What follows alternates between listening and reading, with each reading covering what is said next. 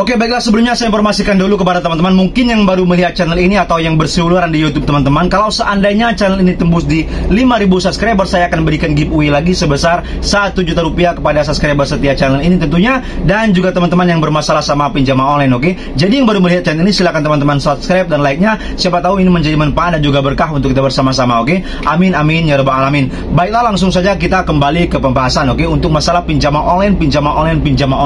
Tidak pernah habis-habisnya berbicara pinjaman online, karena pinjaman online ini banyak sekali mudaratnya daripada maslahatnya. Kenapa saya berani berkata demikian teman-teman? Karena banyak sekali mudaratnya, sampai-sampai orang bisa cerai bayar rumah tangganya, sampai orang bahkan sampai mengakhiri hidupnya. Oke, seperti di Kediri ataupun di Ciputat kemarin. Oke, di Tangerang Selatan itu orang sampai mengakhiri hidupnya gara-gara cuma pinjaman online. Hutangnya cuma tidak seberapa, 1 juta ataupun 2 juta. Jadi sangat banyak mudaratnya. Oke, jadi teman-teman semuanya setuju nggak sih kalau seandainya pemerintah berani menutup pinjaman online ini? Karena pinjaman online ini banyak sekali mudaratnya.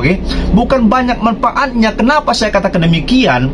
Memang awalnya para nasabah ataupun masyarakat yang kepepet seperti itu bisa saja sangat terbantu sama yang namanya pinjaman online. Awal-awalnya memang seperti itu, tetapi saya meyakinkan 1000%, sejuta persen akhirnya akan terjebak. Kenapa? Memang awalnya bisa membayar 1 bulan ataupun 2 bulan pertama, tetapi saya meyakinkan akan terjadi galbay. Kenapa? Karena semuanya peminjam online ini adalah orang yang menengah ke bawah, yang uangnya paling 3 juta ataupun gajinya 2 juta ataupun 3 juta.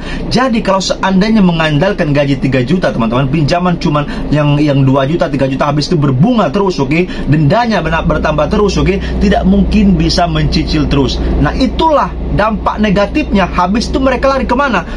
Mereka pasti meminjamkan lagi ke aplikasi lain.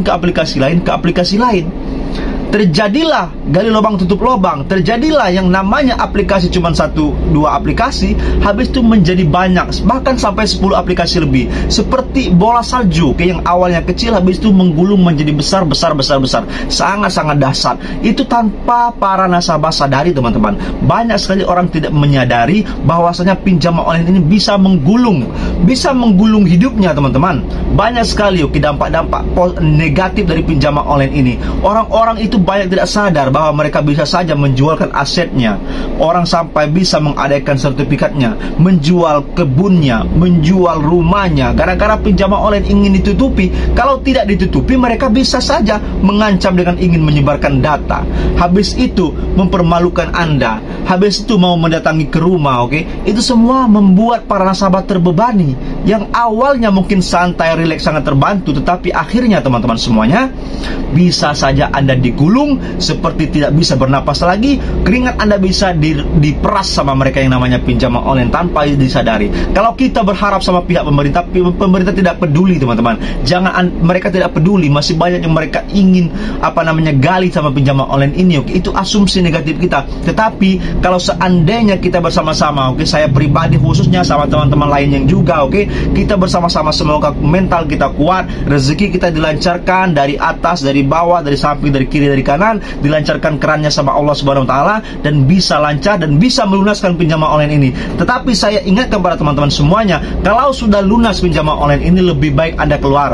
Jangan pernah Anda tolek ke belakang lagi untuk meminjam pinjaman online, apalagi sampai ingin menaikkan limit pinjaman Anda lagi setelah lunas. Itu sangat-sangat berbahaya, karena itu adalah cara mereka, cara mereka merayu para nasabah supaya Anda menaikkan limitnya, supaya Anda bisa berhutang lagi. Padahal itu tidak ada gunanya lagi. Yang awalnya Anda tidak terpikirkan, setelah ditawar-tawar terus Anda meminjamkan.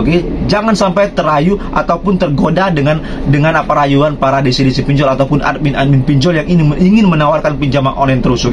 Itu akan membuat Anda terbebani, dan saya meyakinkan Anda akan terjadi galbay. 100%, 1000% Anda terjadi galbay. Jadi lebih baik Anda tahan saja. Kalau memang ingin meminjam pinjaman, lebih baik pinjam ke saudara ataupun teman rekan kerja Anda ataupun orang-orang yang bisa Anda percayai daripada pinjaman online, karena mereka tidak ada yang namanya sakit paut keluarga ataupun apapun itu. Nama pinjaman online teman-teman, mereka menagih supaya psikologis Anda terganggu, supaya Anda bisa malu, supaya Anda bisa secepatnya membayar. Itu adalah trik hukum mereka, rumus mereka sudah seperti itu, oke? Jadi yang belum merasakan pinjaman online, jangan Anda coba-coba untuk meminjam, oke? Seperti itu. Kalau sudah ada rawatan pinjaman online 1 aplikasi, 2 aplikasi, silakan Anda tahan. Kalau memang belum ada uang, silakan Anda tahan dulu. Kalau memang sudah ada uang mau membayar, silakan Anda bayarkan, oke? Lebih baik gal bayar saja dahulu. Jangan pernah Anda mencari hutang kemana-mana lagi, ataupun menggali lubang sini, gali lubang sana untuk menutupi pinjaman yang pertama, oke? Itu sangat berbahaya. Seperti itu, oke? Mungkin Anda pahami apa yang saya maksudkan ini, oke? Jadi ini saja.